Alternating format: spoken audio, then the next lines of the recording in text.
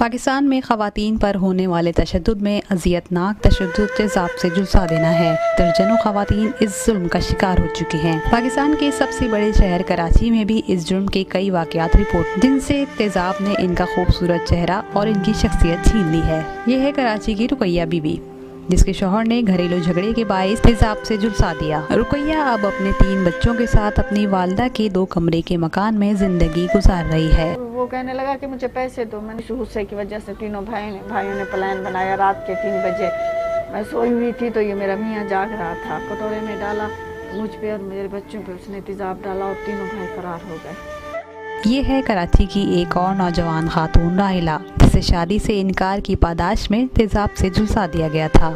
6 साल से हमारे मोहल्ले में ये लड़का रहता था जिसने मेरे ऊपर एसिड डाला है। इसने कम से कम 3 से 4 बार हमारे घर में रिश्ता भेजा था।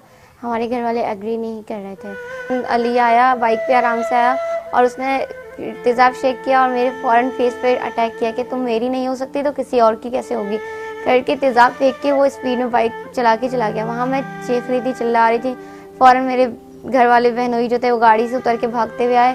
उन्होंने मुझे लिया, हॉस्पिटल लेके गए। तेज़ाब से मुतासरा वजूद के साथ जीना कैसा है? वो जिस पे तो गुजरती है तकलीफ तो उससे होती है। दूसरे को देखने वाले को तो यही होता है कि ये तो इतना जल गई है।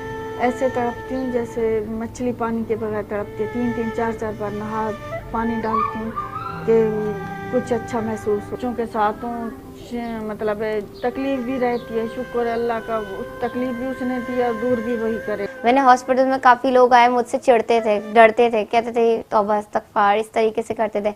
और जब बाकी सारी बात सुनते तो बदुआ उसको देते थे, मुझे अप्रिशिएट करते थे। तो मैंने इसी तरीके से कुछ लोगों ने मुझे किया, मुझे फैमिली ने सपोर्ट किया। उसके बाद मुझे जो है कभी फील नहीं करवाया। मुझसे पहले छुपाया गया शीशा, तो मैंने इन लोगों को समझाया कि शीशा कब तक छुपाएंगे। ये तो नहीं है ना कि 4-5 महीने बाद मुझे पुरानी राहिला मिल जाएगी। तो मैंने इन लोगों को समझाया कि मुझे अपनी फैमिली को कि शीशा मुझे देखने दें, मुझे सब चीज़ को फेस करने दें। पाकिस्तान में तेज़ाबगर्दी के 96% मुकदमात ऐसे हैं जिनका अब तक कोई फैसला नहीं हो सका, ना ही मुल्जिमान को सजा सुनाई गई। इंसाफ तो हम गरीबों को मिलेगा ही नहीं। हमने तो ये बस सिर्फ अल्लाह के पे ही छोड़ दिया है। नहीं, हम भाग के हमारी तो चप्पलें ही टूट गई हैं।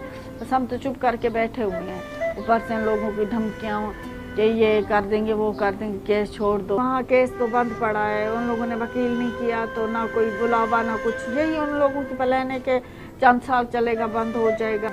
उन्हें कोई डर नहीं है क्योंकि यहाँ पाकिस्तान में क्या है, इंसाफ नहीं मिलेगा। ये अभी तक कुछ भी नहीं हुआ, केस को कुछ भी नहीं हुआ, यहाँ तक कि हेयरिंग स्टार्ट तक नहीं की है।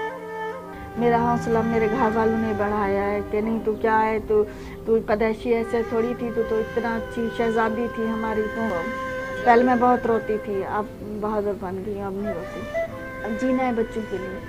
अगर ये नहीं, एक को सजा नहीं होगी तो ये तो बार बार होता रहेगा। जो मेरे साथ हुआ है किसी और के साथ ना हो। कर बेटियों के लिए आज तक मैंने कहीं नहीं सुना कि किसी औरत को इंसाफ मिला हो। तो क्या औरत का कोई मकाम नहीं है? हमारे ये माशरे में औरत को इज्जत नहीं दी जाती है, औरत को मकाम नहीं दिया जाता। औरत क्या है, औरत को समझा नहीं जाता है। तेज़ाब से मुतासरा इन दोनों ख़वातीन के अहले खाना के हौसले ने इनमें एक बार फिर जीने की एक उमंग तो पैदा कर दी है, मगर एक अज़ियतनाक कर्ब की तकलीफ शायद ये दोनों ख़वातीन जिंदगी भर ना भुला पाएं। शाइस्ता जलील, वॉइस ऑफ अमेरिका, कराची।